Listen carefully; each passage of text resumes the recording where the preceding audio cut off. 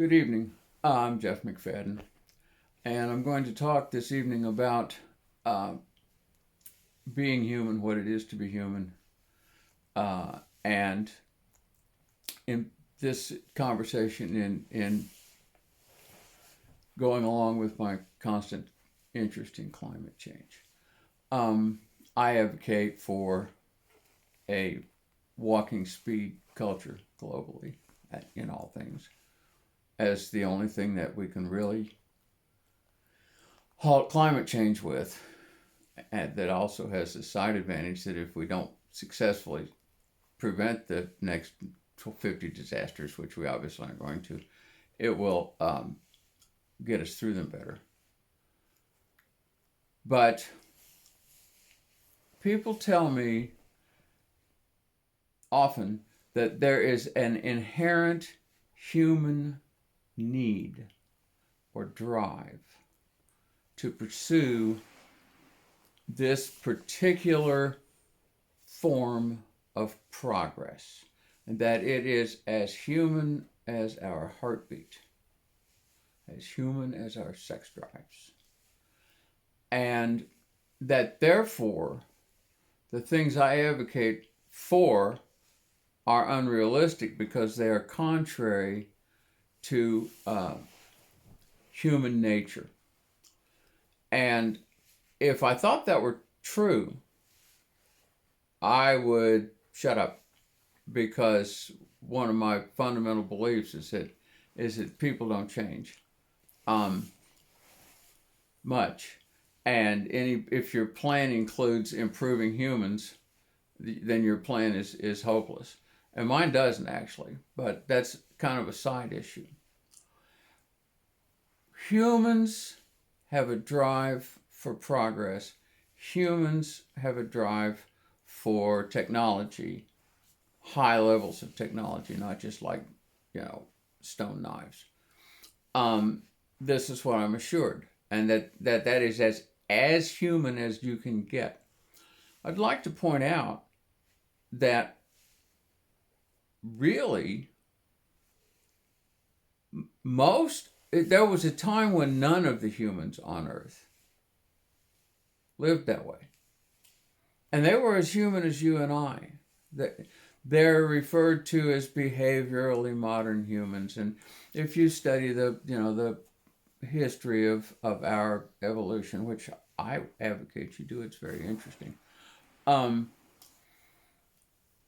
You will see that whatever all happened by 50,000 years ago, we were us.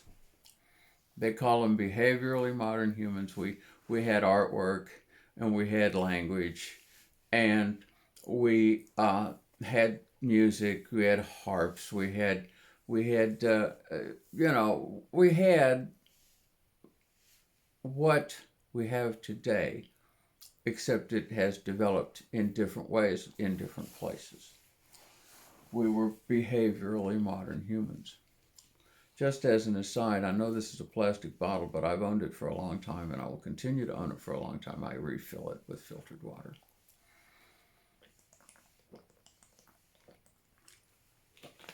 And it's the easiest canteen to get in today's culture. Anyway, we know that nobody of all the humans just like us on Earth, nobody did anything beyond, we had fire, we had stone tools, we had knives, we had hammers, we had needles, we wore clothing, we manufactured, we fabricated our clothing out of animal skins and out of available fibers. We were humans. We were just like us, no different. Not, grunting cavemen dragging women around by the hair. We still got some of those guys around, but there's no breakpoint between then and now. There was no more of them then.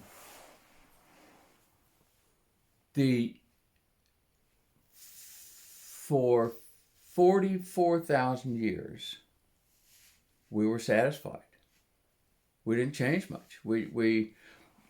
everything that we needed just came off the world. We just wandered around the world and we ate. And in my opinion, that's the period that's represented in the biblical story of the Garden of Eden. But I don't want to push the Bible. I don't believe it's true. I just believe that it has its roots in that long ago, that the people who were writing it remembered, or they knew they could walk 2 days and go find somebody who still just wandered around and ate off the land. Because that's all anybody did until about 6,000 years ago, maybe up to 10. And then some of us, apparently independently in more than one place, but I'm not sure of that, some of us just discovered annual grass seed agriculture. And we're the ones who wrote the history books, so we say that was a good thing. But there was a break line there where a small branch of humans, not a majority by any stretch of the imagination, a few down there between the Tigris and the Euphrates, and possibly a few up in Turkey, and I'm not really sure, I don't think anybody's really sure where else. I have a theory, this is just mine, that annual grass agriculture just started because of big river floods. You know, when big rivers flood, they kill everything, and when they recede back between their banks, their summer banks, you know, the land's all bare mud and annual grass grows up in it, so you go out and harvest it and you eat it. I think that's how we invented it. I can't prove that. But then you can look, and the people who did that, they accomplished some good things. One thing is written language. For the 44,000 years that nobody did this stuff, we had art because we have the cave paintings. You know, I mean, we know for sure we had art because we can go look at it. And art is a recorded story, as is written language.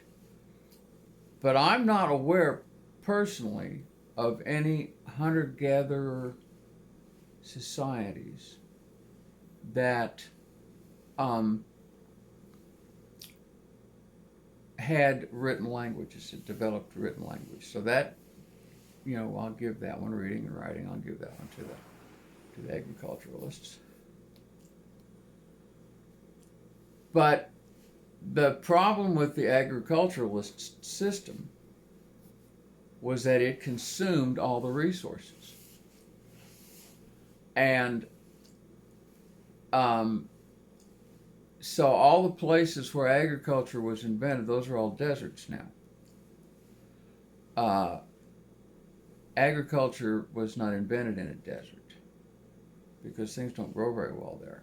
And big, huge societies that are the capital of all humankind, or so they claim for themselves, don't develop in the desert. They develop, you know, where there's lots of resources, lots of water, and lots of food, and lots of everything. And so people got it good, and so they all go there, and they do well. But at the same time, over most of the planet by land area, and therefore presumably, since medicine hadn't been invented yet, by most of the planet by population, didn't do that. They continued to live on a world where the food grew up out of the world, and they went around and ate it. And now we have this thing we say where, you know, well, a hunter-gatherer society can only support. Nobody knows that. That's just bullshit. You know, what that is okay, if we take a dead land society, we kill 80% of the fertile land on the planet, and then we leave other 20% to hunter-gatherers, how many can live there? That's bullshit. I'm back to what it is to be human. Who is human? What we have done is we have defined the descendants, baby girl, we define the descendants of the people who invented agriculture as the only ones who have a claim to human, because we have sought things which the rest of humankind never, ever, ever, ever, ever sought. The Native American people, before the Europeans got here, they never sought the kind of technology that we were seeking. They weren't too stupid, they just didn't want it. They lived at complete harmony with their environment, where everything that they needed was provided by the earth around them. And they did little things to make it work even better for what it did. They set the prairies on fire from time to time because they needed a good prairie fire to make things happen the way they wanted them to. They figured out where they could run buffaloes off cliffs.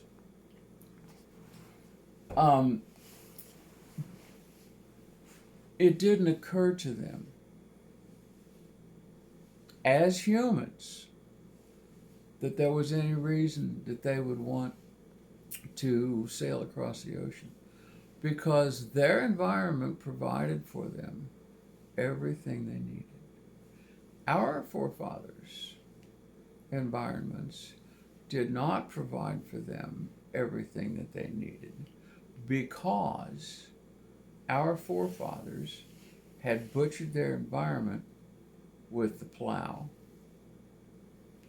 and fences and these things which we defined as progress.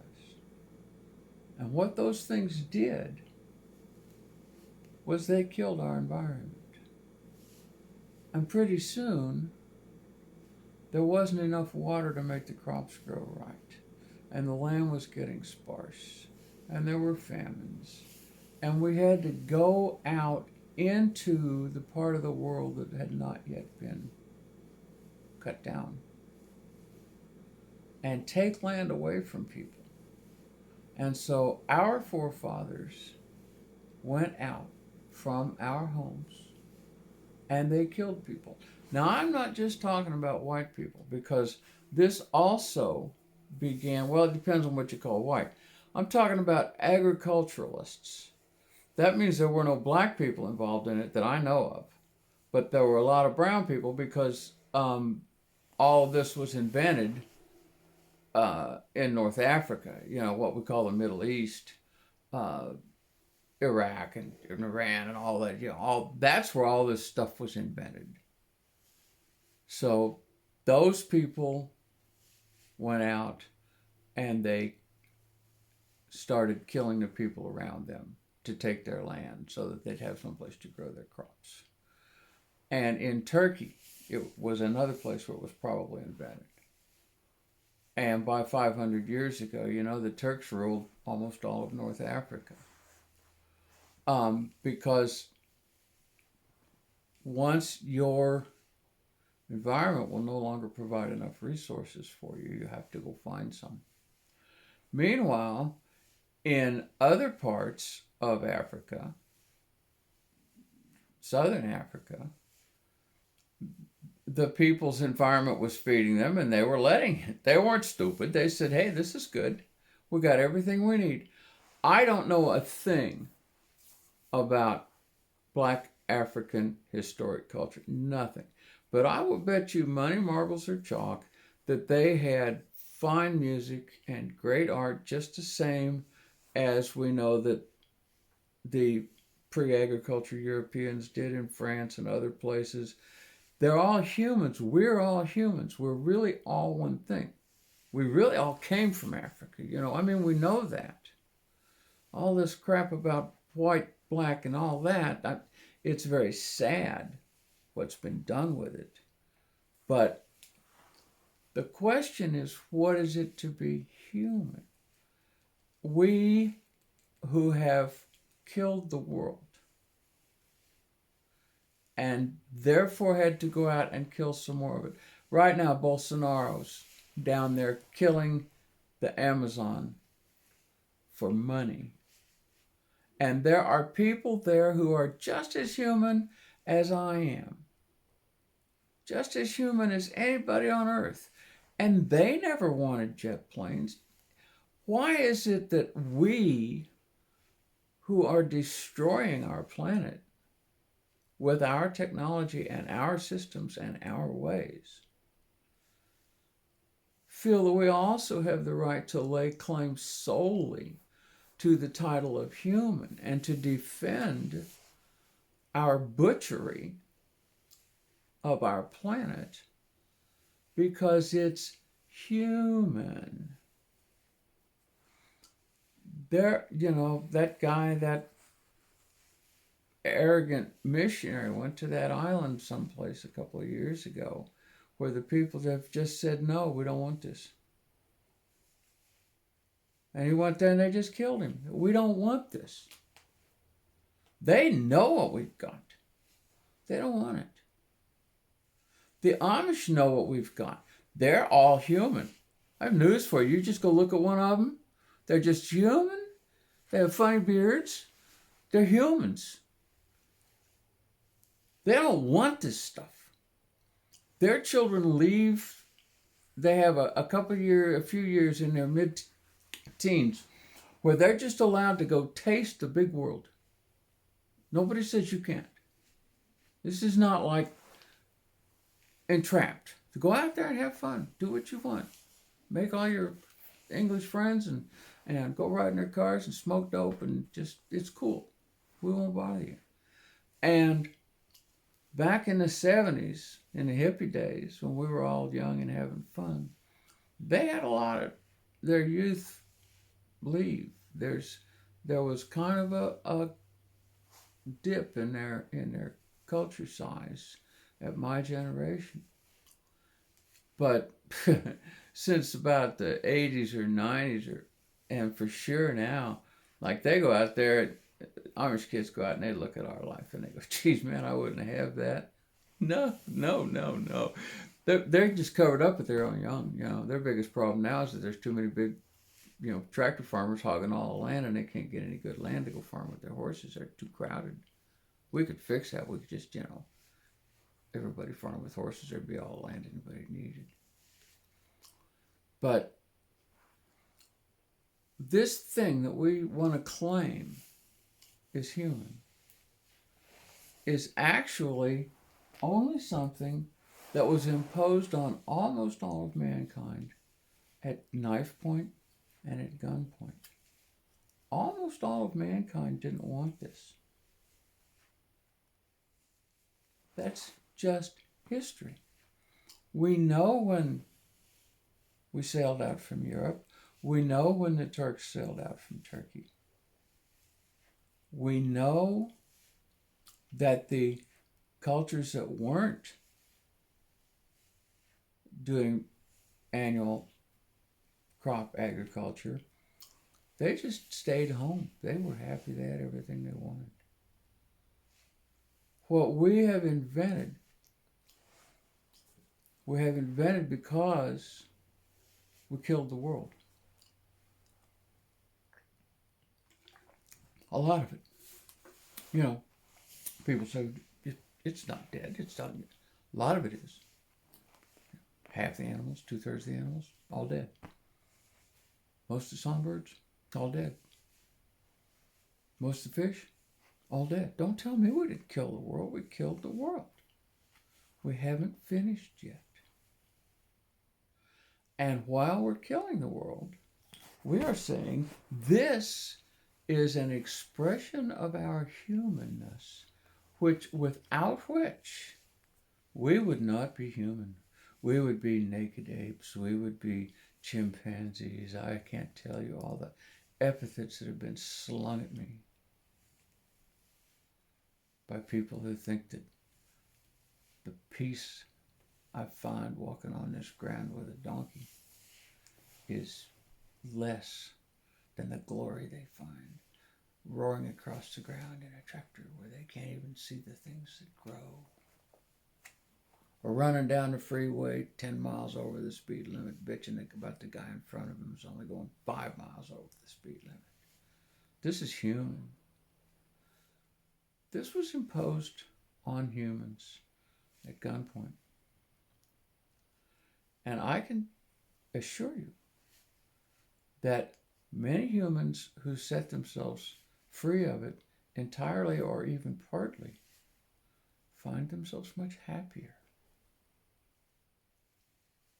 The things we're doing to kill the world are not expressions of our humanness. They are expressions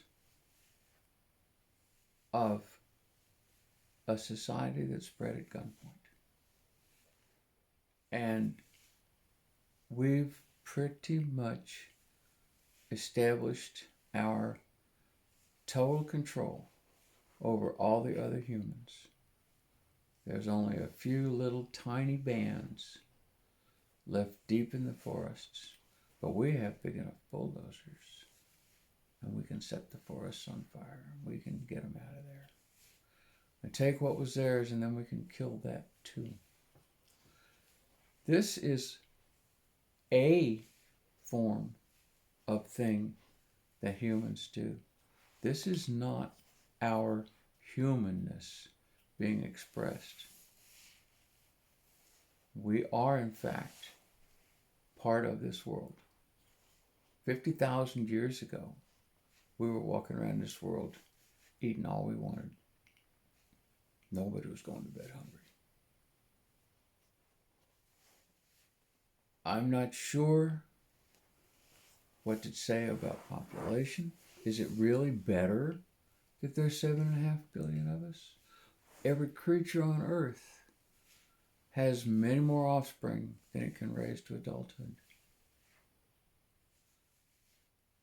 I think there's room even to discuss our fear of death and to make peace with this society, with this planet on which we live. The people, the hunter-gatherer societies, the people who are eating of the world, of the healthy world, they're rarely, if ever, decimated by plague. Plague goes with our way. We are the plague. We came to North America and we killed almost everybody with plague. Smallpox, this, that, the other thing, it's all a plague. And the whole way we live destroys us, it destroys the planet we live on. I firmly believe that all the children who are shooting up their classmates are damaged by living on a damaged earth. I firmly believe that it's about time for the people who spread their way at gunpoint to look around themselves and say, okay, my daddy did that, but I don't have to. I can make peace with this world and survive. And still be human. That's all. Thank you.